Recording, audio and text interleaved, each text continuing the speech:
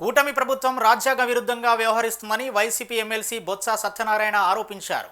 Visakha municipal corporation సమావేశంలో జరిగిన రసాభాసపై బొత్స మీడియాతో మాట్లాడారు.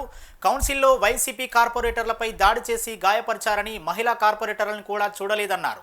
డిప్యూటీ మేయర్పై పాశవికంగా దాడి చేశారన్నారు. అవినీతి దోపిడీకి వ్యతిరేకంగా శాంతియుత నిరసన చేపడితే దాడి చేయమేంటని ప్రశ్నించారు. కూటమి ప్రభుత్వం 5,000 కోట్ల విలువ చేసే భూముల్ని గీతంకు కట్టబెట్టారని బొత్స సత్యనారాయణ ఆరోపించారు.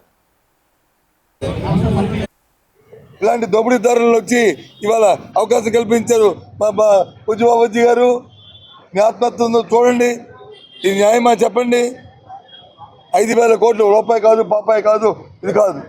5,000 కోట్లకు సంబంధించిన భూమిని 54 ఎకరాల 79 సెంట్లని ఏ రకంగా ఇవాళ తెలుగుదేశం పార్టీ చంద్రబాబు నాయుడు కుటుంబ సభ్యులు దోచుకుంటున్నారో, ఏ రకంగా భారతీయ జనతా పార్టీ అలాగే జనసేన పార్టీ దాన్ని సమర్థిస్తుందో దయచేసి విశాఖపట్నం ప్రజలే కాకుండా రాష్ట్ర ప్రజలందరినీ కూడా నేను చూడమని చెప్తున్నా, ఆలోచించమని చెప్తున్నా. ఇది చాలా దుర్మార్గం. నాకు తెలుసు, నేను ఎన్నో సభలు చూశాను. నేను పార్లమెంట్ సభ్యుడిగా ఉన్నాను, శాసనసభ్యుడిగా ఉన్నాను, శాసనమండలి సభ్యుడిగా ఉన్నాను, చూశాను. 1, 2, 3, 4 అని పొడిమ్మ కూర్చున్నా, మేరే అదే తెప్పించుకున్నా, అంతే. 1 అయిపోయింది, 2 అయిపోయింది, 3 అయిపోయింది. ఎవరు ఆఫీసర్లు ఎవరు చదవక్కలే. అక్కడ కమిషనర్ ఏం చేస్తున్నాడు, సెక్రటరీ ఏం చేస్తున్నాడు, వీళ్ళు ఏం చేస్తున్నారు, అసలు విషయాల గురించి అలేదు.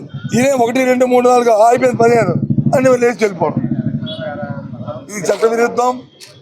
ఇది ఇవాళ జరిగిన ప్రొసీడింగ్స్ ఏవి కూడా అవి లా బైండింగ్ కాదు, అవేవి చెల్లవు.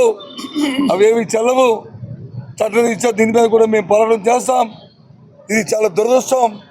ఇలాంటి జీవీఎంసీని ఆఖరిగా 5 సంవత్సరాలు శుభ్రంగా మా మేయర్ గారు, మా డిప్యూటీ మేయర్ గారు, మా వాళ్ళు ఉన్నప్పుడు ఎంత శుభ్రంగా, ఎంత సౌమ్యంగా, ఎంత హోందాగా, ఎంత దీనిగా పరిపాలించామని ఎప్పుడు